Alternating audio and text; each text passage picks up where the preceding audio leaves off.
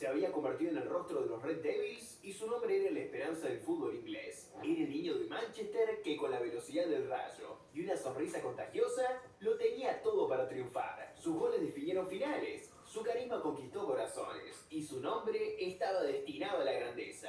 Pero, como un huracán inesperado, llegó el caos. Los continuos cambios de entrenador y la incertidumbre en el club miraron la confianza de toda la plantilla. Su estrella se apagó, las críticas se multiplicaron y lo que una vez fue el futuro se convirtió en una pregunta sin respuesta. ¿Qué le pasó a Marcus Rashford? Y más importante aún, ¿qué se necesita para revivir a un jugador al que todos daban por perdido? Su carrera parecía acabada. El Manchester United decidió dejarlo ir y él buscó reencender la chispa con un préstamo del Aston Villa que fue demasiado corto para ser relevante. Y sería lejos de casa y del club que lo dio debutar como profesional, donde se reencontraría con el nivel que lo llevó a lo más alto del fútbol mundial. Para entender la magnitud de su renacimiento, primero debemos recordar la profundidad de su caída. Los últimos años de Rashford en el Manchester United fueron una tormenta perfecta de caos dentro y fuera del campo. Y como ocurre con muchos grandes talentos, los problemas no eran solo futbolísticos. Su vida personal se vio sacudida por una serie de tragedias. Una fuente cercana al jugador reveló que luchó con la muerte de su primo Nathan y de un buen amigo de la familia en 2022. Todo esto, sumado a la separación de su novia de la infancia, lo dejó en un estado emocional muy frágil. Mientras el mundo veía a un futbolista con un bajo rendimiento, en el fondo había un ser humano lidiando con el dolor. Pero la inestabilidad también venía del club. El Manchester United era un torbellino de transiciones constantes y cambios de entrenador. Una situación que el propio Rashford describió como un problema sistémico.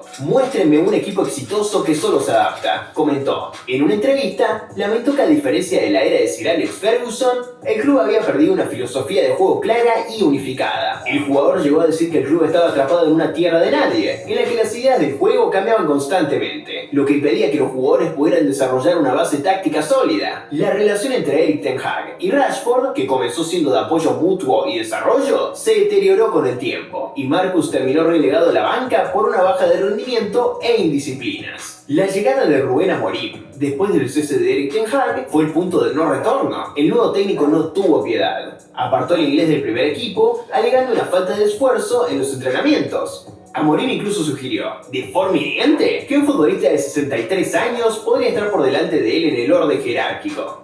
Aunque las palabras fueron duras, no estaban del todo infundadas. Los aficionados y las leyendas del club ya lo habían calificado de vago por su bajo ritmo de trabajo, especialmente en partidos clave. En un intento por recuperar su forma, Rashford fue cedido al Aston Villa, donde tuvo un breve resurgimiento que le valió una convocatoria con la selección de Inglaterra de Thomas Tuchel. Pero la suerte no estuvo de su lado y una lesión puso fin prematuramente a su aventura en Villa Park. Su regreso a Manchester fue agridulce. El club lo quería vender, pero al final se conformó con una cesión. Con el club queriendo deshacerse de él y su carrera estancada, la pregunta era inevitable. ¿A dónde iba un jugador con tanto talento pero con tan poca disciplina? Y la respuesta fue el lugar más inesperado. Fue un movimiento que conmocionó al mundo del fútbol. En junio de 2025, se anunció que Marcus Rashford se unía al Barcelona en calidad de cedido con una opción de compra al final de la temporada. Llegaba como la tercera opción de fichaje, tras no poder fichar a Luis Díaz ni a Nico Williams. En la ciudad condal, la noticia fue recibida con una mezcla de emoción y escepticismo. El Barça, conocido por su tiki-taka y su juego de posesión, se estaba arriesgando con un jugador criticado por su falta de intensidad. El riesgo parecía enorme, pero detrás del fichaje había un hombre decidido a llevarlo al club: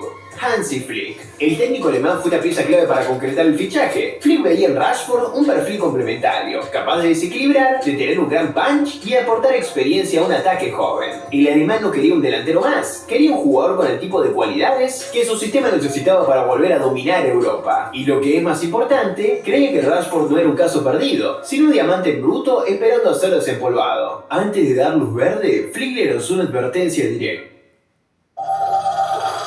Hemos esperado